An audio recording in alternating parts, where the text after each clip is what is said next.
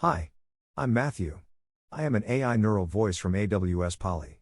The narrator is Danielle, who is also from AWS Polly. The story was created by Chat Gpt, and the artwork by Stable Diffusion. Today's story is Huckleberry Finn as written in Lewis Carroll's writing style. We hope you enjoy. Huckleberry Finn awoke on a sunny, yet curious, riverbank. As he rubbed his eyes and took in his surroundings, he realized that this was no ordinary riverbank. The grass seemed greener, the flowers brighter, and the birds chirped in melodies he had never heard before. As Huck sat up and observed his surroundings, a wide grin spread across his face. He knew he was in for quite an adventure. "Well, he mumbled to himself, "this ain't the Mississippi, that's for sure." Just as Huck was starting to get his bearings, a wide, mischievous smile appeared in the air. It was the Cheshire Cat, lounging on a mossy rock and grinning from ear to ear. "Why, hello there, young Huck. Welcome to Wonderland." Huck raised an eyebrow, his hat pushed back on his head. "Wonderland, you say? Ain't heard of that place before. What's so wonderful about it?" The Cheshire Cat's grin widened even further, nearly encompassing its entire face. "Why, everything, of course. Wonderland is a place of endless wonders and adventures, where nothing is quite as it seems."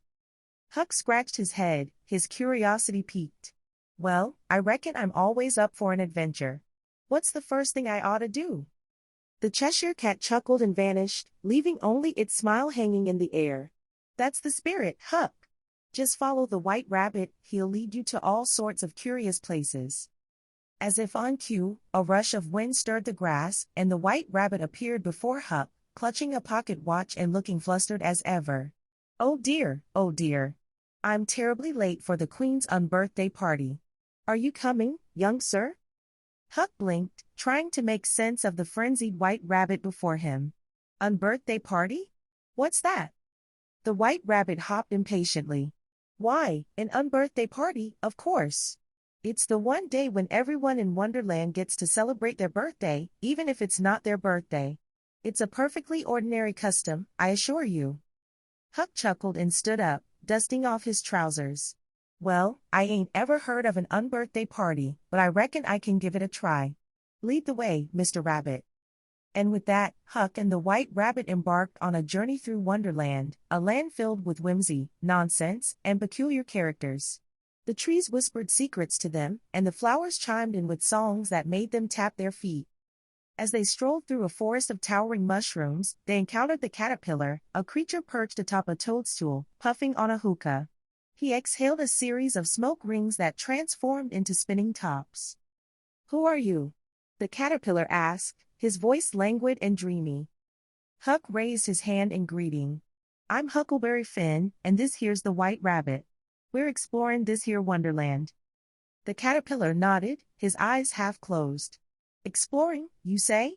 Well, my dear friends, exploration requires a curious mind and a taste for the peculiar. Would you care to join me for a puff?"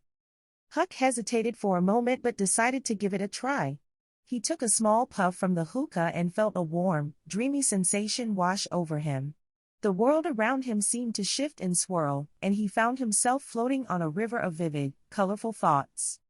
As Huck and the White Rabbit continued their journey through Wonderland, they came across a tea party that defied all logic.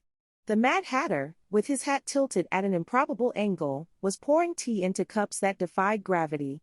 The March Hare and the Dormouse were engaged in an endless debate about the correct way to put jam on a scone. Huck couldn't help but chuckle at the absurdity of it all. "Well, I've seen some peculiar things in my time, but this here takes the cake." The Mad Hatter beamed at Huck. "Welcome to our tea party, my dear boy. It's always tea time here and we never worry about the clock. Join us, won't you?" Huck gladly took a seat at the tea table, where the teacups danced and the sugar cubes performed acrobatics. He sipped the never-ending tea, finding it surprisingly delicious, and listened to the whimsical conversations of the Wonderland characters. The Cheshire Cat reappeared, lounging on the table and swatting at the floating sugar cubes. "Ah, Huck, you've stumbled into the most marvelous tea party in Wonderland. Here, we embrace the absurdity of life, and time is but a distant concept. Huck grinned as he watched the Mad Hatter and the March Hare engage in a debate about the existence of invisible teapots. Well, I reckon I can get used to this kind of tea party. As the sun dipped below the horizon, casting a dreamy twilight over Wonderland, Huck and the White Rabbit decided to bid farewell to the tea party and continue their adventure. The Cheshire Cat gave them a sly wink and vanished into thin air, leaving only his grin behind.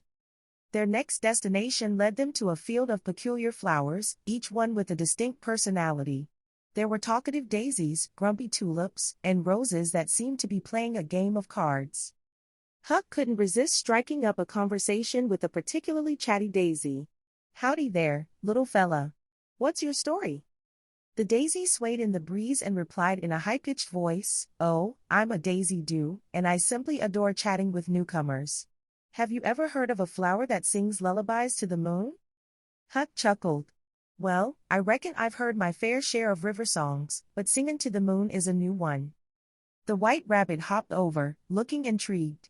"Singing to the moon, you say? That sounds rather marvelous. Do go on, Daisy do." And so, Daisy do regaled them with tales of moonlit serenades and the enchanting music of the night. Huck found himself captivated by the flowers' stories, and the idea of singing to the moon seemed like a wonderful adventure. As the evening continued, they encountered the Queen of Hearts and her royal court playing a game of croquet. The Queen, with her oversized crown and booming voice, was quite the character.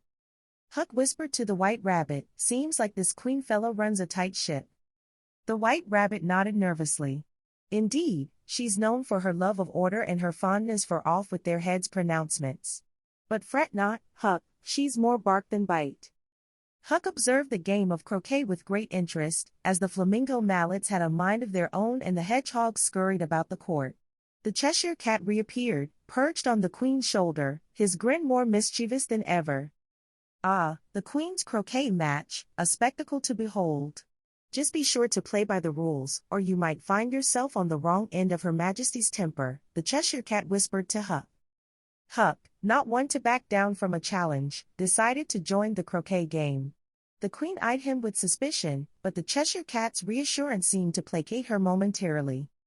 As Huck swung his flamingo mallet and guided the hedgehog ball through the whimsical hoops, he couldn't help but laugh at the absurdity of it all. The Queen, despite her stern demeanor, found herself chuckling along with the others. After the croquet match, the Queen invited Huck and the White Rabbit to her royal unbirthday party. The palace was adorned with fantastical decorations, and the guests wore extravagant costumes that seemed to defy the laws of fashion. Huck found himself seated next to the Queen at the grand banquet table, where the Cheshire Cat served as the invisible host. The Queen raised her glass and declared, "To the unbirthdays of Wonderland. May they be as joyous and peculiar as our dreams."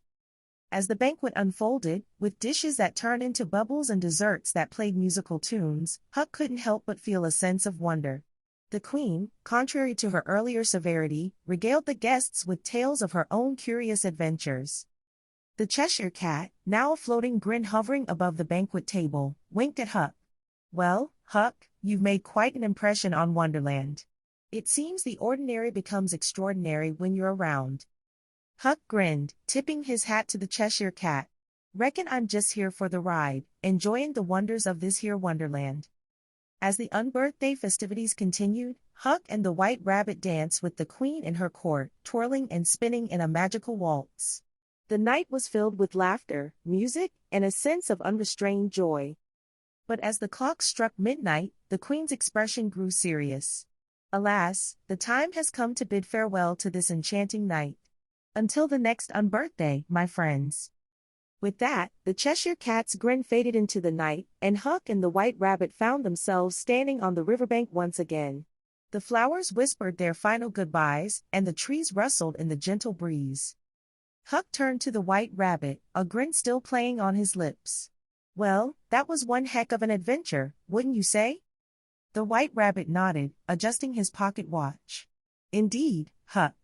Wonderland has a way of making the ordinary extraordinary. But there's still much to explore, and who knows what wonders await us around the next bend."